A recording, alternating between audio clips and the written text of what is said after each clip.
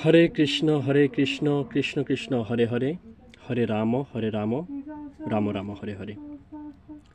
হরে কৃষ্ণ।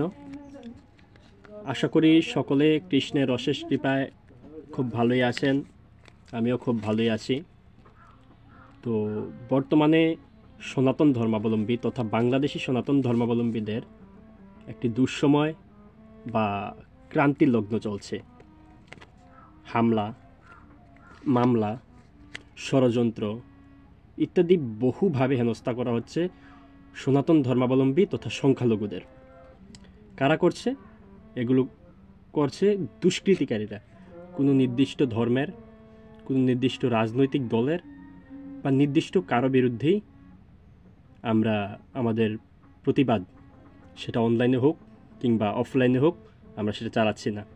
আমাদের প্রাণের যৌক্তিক 8 দফা দাবি এবং আমাদের অধিকার আদায়ের লক্ষ্যেই এই আন্দোলন চলমান।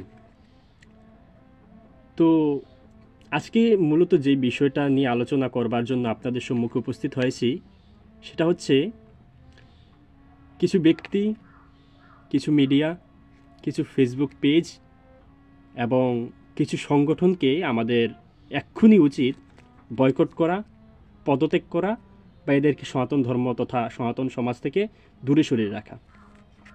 তো এগুলো কারা?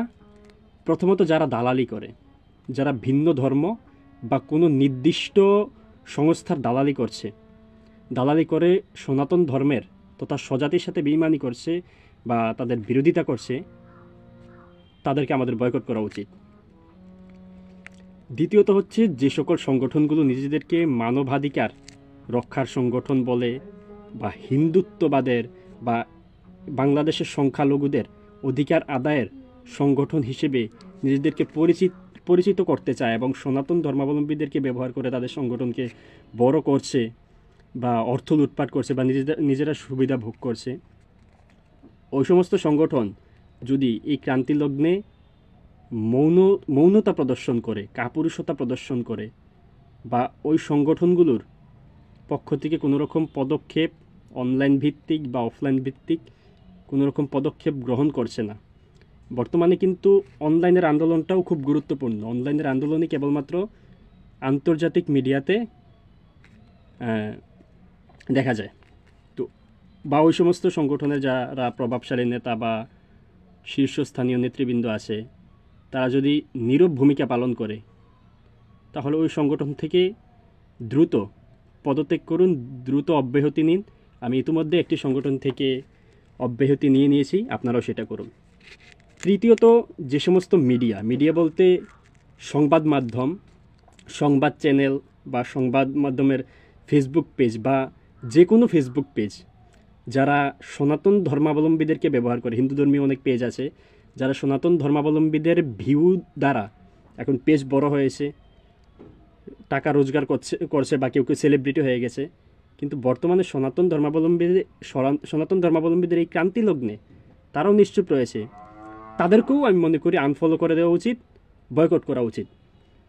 আর যে সকল সংবাদ মাধ্যম ভুল তথ্য প্রচার করছে, উদ্দেশ্য প্রণোদিতভাবে সনাতন ধর্মাবলম্বীদেরকে রাজনৈতিক, সাম্প্রদায়িক বা ভিন্ন দেশের দালাল বা এজেন্ডারি হিসেবে প্রকাশ করতে চাচ্ছে, তাদেরকেও বয়কট করা উচিত।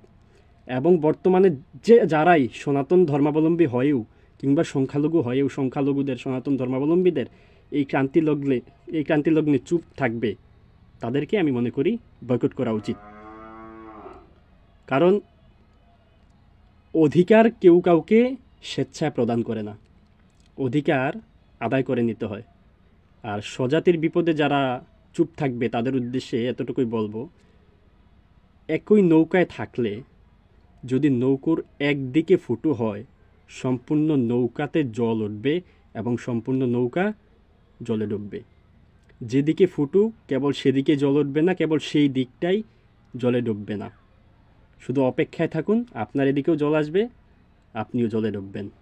এতটুকুই বলার ছিল। সকলে ভালো থাকবেন। হরে কৃষ্ণ।